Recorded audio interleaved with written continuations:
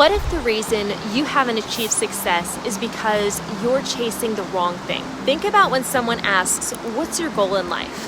What do you say? Financial freedom, a big house, the ability to travel whenever and wherever you want, more time with your kids?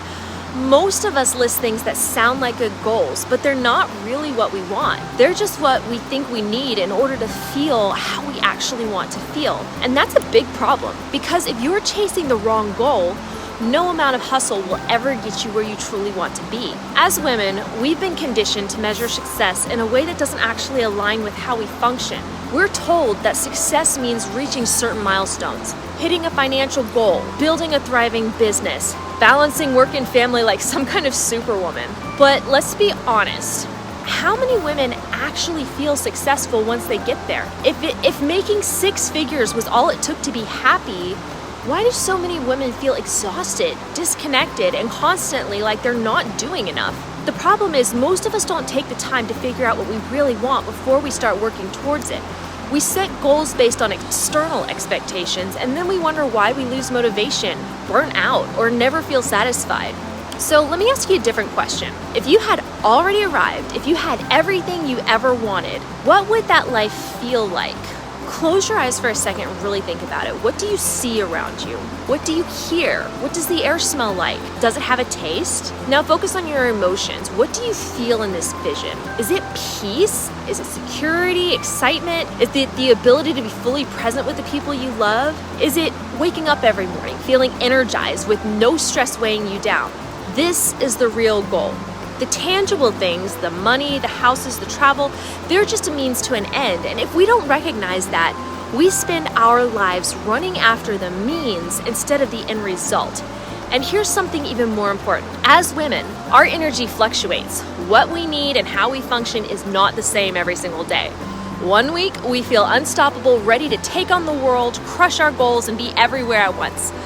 Then the next, we feel like slowing down, creating, or focusing inward. But the world doesn't teach women to honor this cycle. Instead, it tells us to push through, to hustle harder, to ignore the natural rhythms of our bodies, and just stay consistent.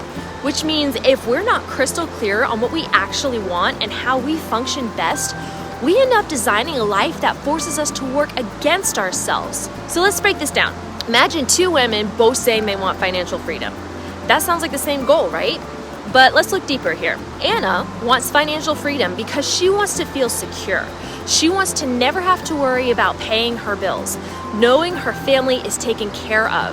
Bethany wants financial freedom because she craves flexibility. She wants to have this space to rest when she needs it, to create when inspiration strikes, and to never feel trapped into a rigid schedule.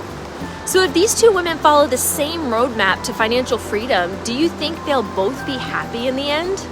Absolutely not, because their definition of success isn't the same. One might thrive with a stable, structured business, while the other might feel suffocated by it.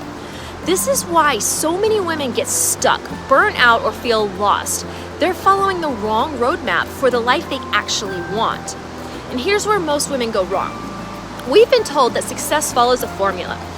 Do this and you'll get that. Work hard, make money. Hit this rank and you'll be free. Build this kind of business and you'll be successful. But that formula doesn't work if it's not aligned with who you are and how you function and what you actually truly desire.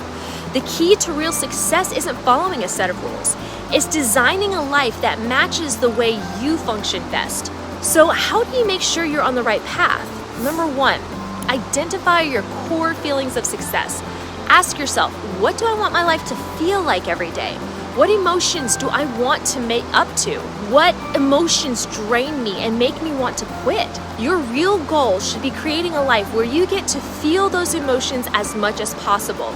Number two, get honest about what you actually enjoy doing. What parts of your work do you love and what drains you? Do you thrive in a structured environment or freedom? Are you energized by people or do you need quiet, focused time to create? If you build a business or career that requires you to show up in ways that go against your natural energy cycles, you will always struggle to stay consistent.